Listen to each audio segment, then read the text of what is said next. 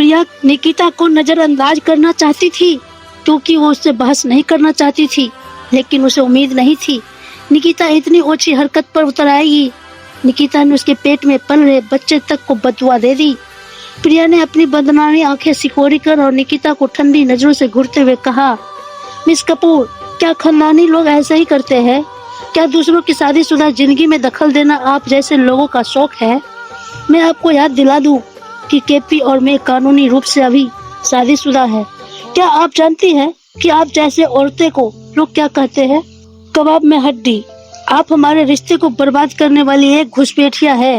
Miss Kapoor, आप खुद को बहुत शरीफ कहती है ना, तो फिर एक बेशर्म रखेल बनने पर क्यों तुली हुई है? निकिता गुस्से से तमतमा उठी।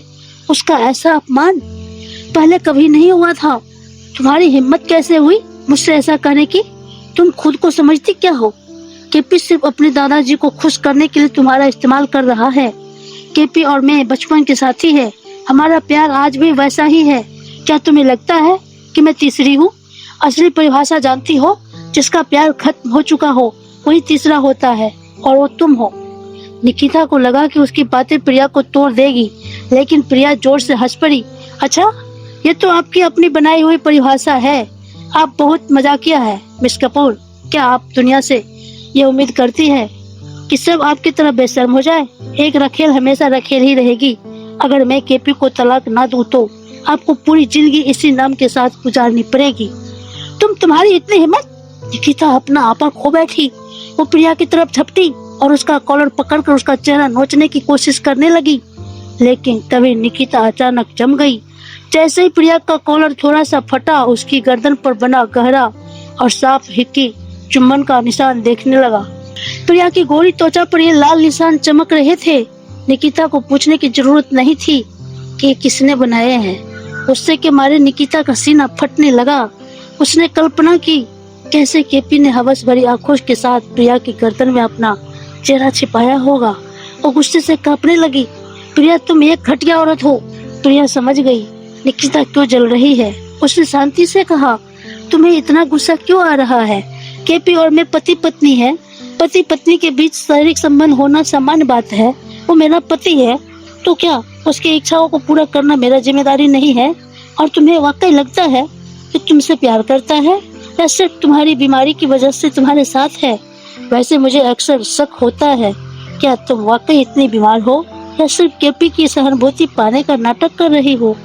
निकिता ने अपनी मुठ्ठियां भींच ली। उसकी आंखों में घबराहट की एक झलक दिखी, पर उसने खुद को संभाला। यह करवाहट से मुस्कुराई। मुझे उम्मीद नहीं थी केपी मेरे साथ ऐसा करेगा। प्रिया उलझन में थी। तुम्हारी बात का क्या मतलब? तुम्हें नहीं पता, कल जब केपी मुझसे मिलकर गया तो वो ललिता जी के पास तलाक की अनुमति मांगने गया था, लेकिन ललिता जी ने कहा कि सब कुछ तुम पर निर्भर है। अगर तुम मानोगी तभी तलाक होगा। यह सुनकर प्रिया का चेहरा पीला पड़ गया। तो कल रात केपी उसके पास सिर्फ इसलिए आया था ताकि उसे बहला फुसला कर मना ले? उसके पेट में मरोड़े उठने लगी। केपी निकिता के लिए कुछ भी कर सकता था। प्रिया ने खुद को रोने से रोक लिया, लेकिन उसकी आंखें में आंसू आ ही गए। निकिता ने देखा कि सही मौका है। उसने अपनी ड्रेस का कॉलर नीचे किया। उसकी गर्दन और कॉलर के पास नीले निशान थे। निकिता ने पास आकर फुसफुसाते हुए कहा, तुम्हें क्या लगता है केपी ने तुम्हें क्यों छुआ? प्रिया का दिल जैसे बैठ गया। उसे सब समझ आ गया। केपी कल रात उसके पास इसलिए आया था क्योंकि निकिता उसे संतुष्ट नहीं कर पाई थी। यह सोचकर प्रिया को घिन आने लगी। निकिता उठकर शान से बोली, ये मत सोचना कि 2 साल रहने से तुम्हारा हो गया। सच यही है कि सिर्फ तुमसे प्यार करता है। तुम सिर्फ एक खिलौना हो, समझे? निकिता के जाने के बाद प्रिया फर्श पर गिर पड़ी। वो इतनी कमजोर महसूस कर रही थी कि उसके शरीर में जान ही नहीं बची थी।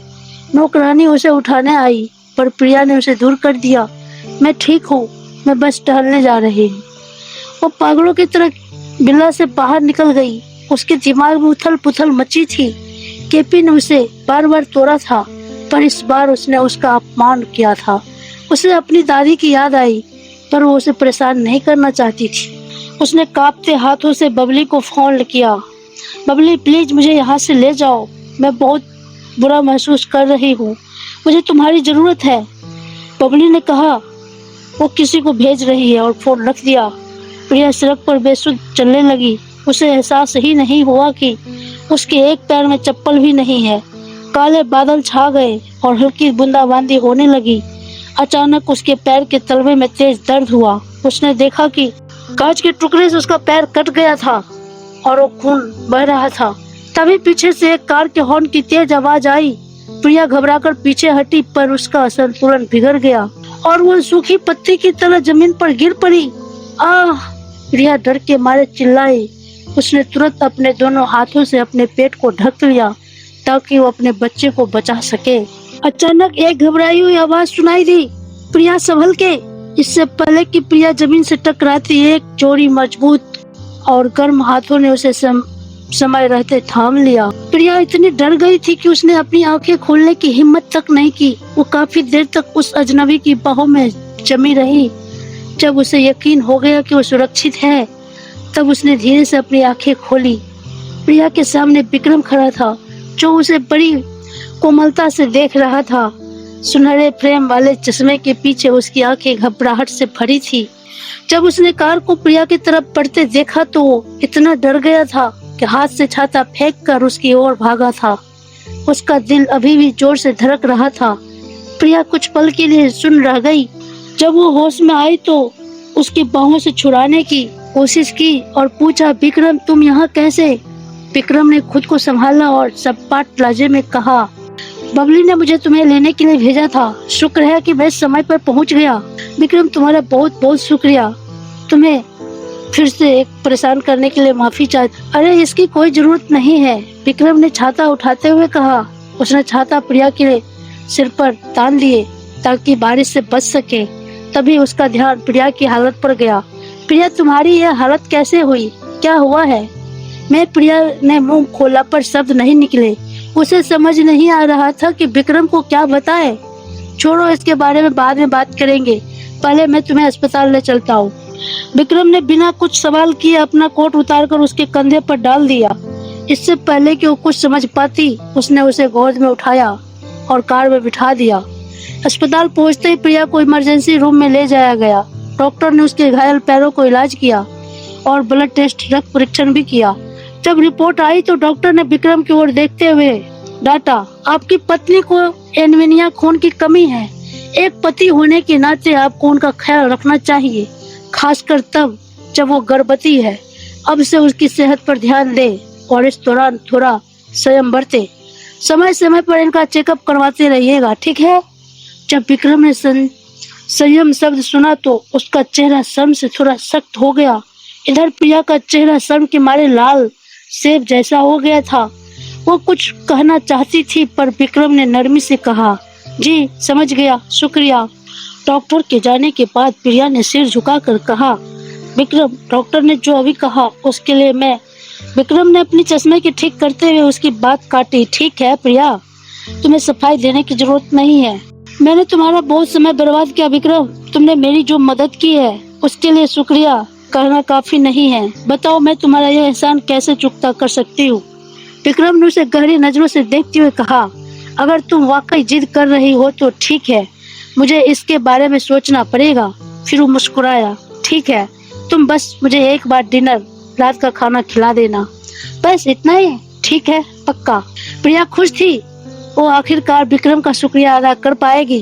तभी प्रिया का फोन बजा। ललिता का फोन था। ललिता ने उसका हाल पूछा और बताया कि वो दादाजी के लिए कुछ नर्सों का इंतजाम कर रही है, इसीलिए वह जल्दी उसके मिलने आएगी। प्रिया कुछ कहना चाहती थी, ललिता ने फोन काट दिया। इसी बीच विक्रम एक जोड़ी चप्पल लेकर आया। उसने प्रिया के सामने झुककर उसे चप्पल पहनाने की कोशिश की। प्रिया ने मना किया, शुक्रिया, पर मैं खुद कर सकती हूँ। तुम्हारे हाथ में अभी चोट है, तुम परेशान मत हो, मुझे करने दो। विक्रम जिद करने लगा। तभी अचानक एक जोरदार धमाका हुआ।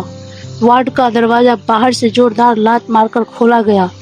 एक लंबा युवक अंदर आया, जिसके आसपास की हवा बर्फीली ठंड थी। उससे अपने हाथ दूर हटाओ, केपी दहाड़ा। उसका चेहरा गुस्से से बिगड़ा हुआ था। वो तेजी से प्रिया की तरफ बढ़ा। ये देखकर विक्रम बिना झिझक के प्रिया के सामने ढाल बनकर खड़ा हो गया। तुम कौन हो? विक्रम ने ठंडी आवाज में पूछा। जवाब में केपी का एक भारी मुक्का विक्रम के चेहरे पर जा लगा। विक्रम का चश्मा फर्श पर गिर गया। केपी का गुस्सा इतने से शांत नहीं हुआ। उसने फिर से हाथ उठाया, लेकिन तभी प्रिया चिल्लाई, रुक जाओ केपी, तुम्हें हो क्या गया है? प्रिया दौड़कर विक्रम के सामने आ गई। केपी का दिल ये देखकर बैठ गया कि उसकी नजरों के सामने दूसरे मर्द का बचाव कर रही थी। उसने अपना मुक्का वापस खींच लिया। मैंने इसे बस एक छोटा सा सबक सिखाया है।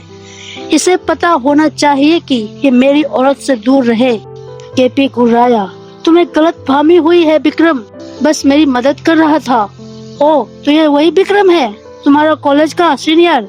केपी ने उसकी बात काट दी। उसे आर्यन की रिपोर्ट याद आई। उसे यकीन था कि विक्रम के मन में प्रिया के लिए सिर्फ दोस्ती नहीं थी। उसने तंज कसा, क्या इसे पता है कि तुम शादीशुदा हो? या शायद इसे फर्क नहीं पड़ता? लगता है इसे दूसरे की बीवियों में ज्यादा दिलचस्पी है। केपी के कड़वे शब्द ने प्रिया का दिल दुखा दिया। उसने विक्रम से माफी मांगी। विक्रम, मुझे माफ कर दो, मैं ठीक हूँ, तुम जाओ और आराम करो। वो नहीं चाहती थी कि केपी के चक्कर में विक्रम परेशान हो, लेकिन केपी का जलन के मारे बुरा हाल था। उसने अपना बॉडीगार्ड को हुक्म दिया, इस आदमी को बाहर फेंक दो। प्रिया बॉडीगार्ड के सामने खड़ी हो गई। केपी, अपनी हद पार मत करो। केपी का गुस्सा और बढ़ गया और प्रिया का पीला चेहरा और जख्मी हाथ देखकर उसने खुद पर काबू पाया। इसे तुरंत यहाँ से बाहर निकालो। विक्रम समझ गया कि केपी ही प्रिया का पति है। वो प्रिया को और मुश्किल में नहीं डालना चाहता था। उसने केपी की डरावनी नजरों की परवाह किए बिना प्रिया से नरमी से कहा, अपना ख्याल रखना। विक्रम के जाने के बाद केपी ने प्रिया के कंधों से विक्रम का कोट खींचकर कचरे के डब्बे में फेंक दिया। कितना गंदा है, वो चिल्लाया। प्रिया सन्न रह गई। उसे गंदा कह रहा था वो जो रोज निकिता के साथ फ्लर्ट करता था, वो गंदा नहीं था। प्रिया ने बहस करना बेकार समझा। वो बस तलाक के कागजों का इंतजार कर रही थी। तभी केपी ने उसे बिना किसी चेतावनी के गोद में उठा लिया। प्रिया ने विरोध किया, मुझे नीचे उतारो, मैं खुद चल सकती हूँ, पर केपी ने उसे अनसुना कर दिया और उसे कार तक ले गया। पार्किंग से निकलते समय उन्होंने विक्रम की मर्सिडीज को गुजरते देखा। प्रिया उसको देख रही थी। केपी ने उसके कान के पास फुसफुसाते हुए ताना मारा, क्या हुआ, उसे छोड़ नहीं पा रही हो? केपी ने उसका हाथ पकड़ा, उसे खिड़की की तरफ दबाया और उसे जोर से चूमने लगा। यह वो दिखाना चाहता था कि प्रिया सिर्फ उसकी है। दोस्तों, आगे क्या होगा बताएंगे नेक्स्ट पार्ट में। अगर कहानी पसंद आ रही है तो चैनल को सब्सक्राइब जरूर कर लीजिए।